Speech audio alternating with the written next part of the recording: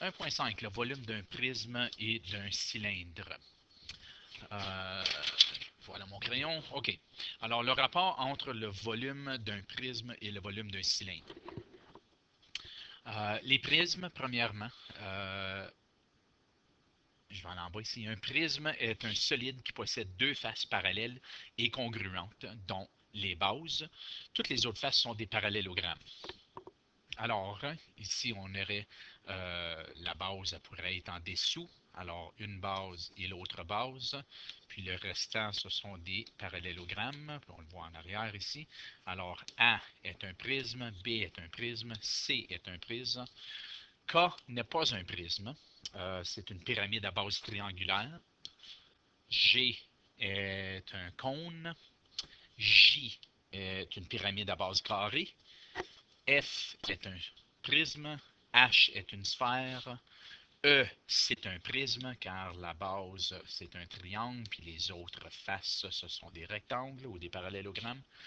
Puis D, c'est un cylindre. Alors, calcule le volume de chaque prisme.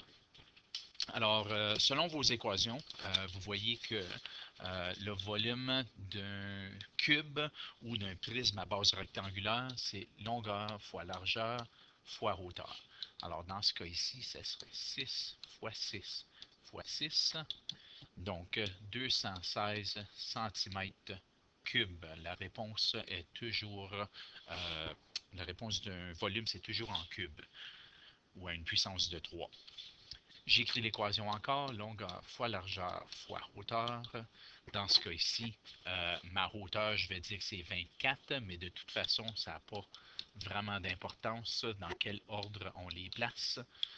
12 fois 12 fois 24, c'est 3456 cm3. À compléter, ce serait C. Calcule le volume de chaque prisme. Alors ici, j'ai un prisme à base triangulaire. On le sait que pour n'importe quel prisme, c'est toujours l'aire de la base fois la hauteur.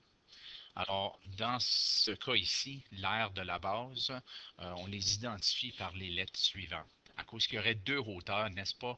Un triangle, c'est base fois hauteur divisé par 2, mais là, j'ai la hauteur du triangle, puis j'ai la hauteur du prisme. Alors, on utilise L pour la hauteur du triangle et H pour la hauteur du prisme. Alors, l'équation est BLH divisé par 2. Encore, ça, c'est fourni. Alors, ce serait 3 fois 4 fois 6 divisé par 2. 3 fois 4 fois 6 divisé par 2, c'est 36 cm3 est le volume de ce prisme. Alors, les autres se font de la même façon. Alors, B et C peuvent être complétés. Je ne veux pas nécessairement que la vidéo soit une demi-heure de long. Calcule le volume du cylindre. Et dans ce cas ici, c'est la même chose. Il faut calculer l'aire de la base et ensuite la multiplier fois la hauteur. L'aire de la base, mais tandis que c'est un cercle, c'est pi r au carré fois la hauteur. Alors, le volume, c'est pi r au carré fois h. Pi, le rayon nous a été donné, c'est 8 au carré fois la hauteur de 22, qui donne 4423,4 mètres cubes. Ça, c'est le volume de ce cylindre. Encore une fois, B et C peuvent être complétés en utilisant les mêmes formules. Numéro 4. Des pâtes sont vendues dans une boîte ayant la forme d'un prisme à base rectangulaire. La boîte contenant 4 portions, ça va être important tantôt, mesure 3 cm par 9 cm. Puis là, je l'ai fait visuellement, là, à cause que ça a l'air à être la partie la plus courte, c'est 3, ensuite 9, ensuite 18 cm de hauteur. Alors, on a besoin de calculer le volume. Longueur fois largeur fois hauteur. 3 fois 9 fois 18, qui me donne un volume de 486 cm3.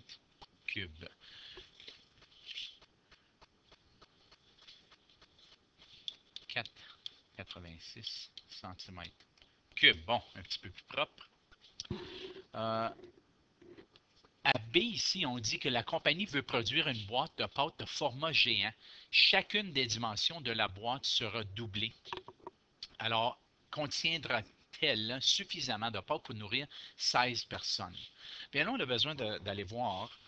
Puis il y a plus qu'une façon de le faire. Je pourrais aller dire, mais la boîte géante va avoir le double de 3, donc elle va être 6 par 18 par le double de 18, c'est 36.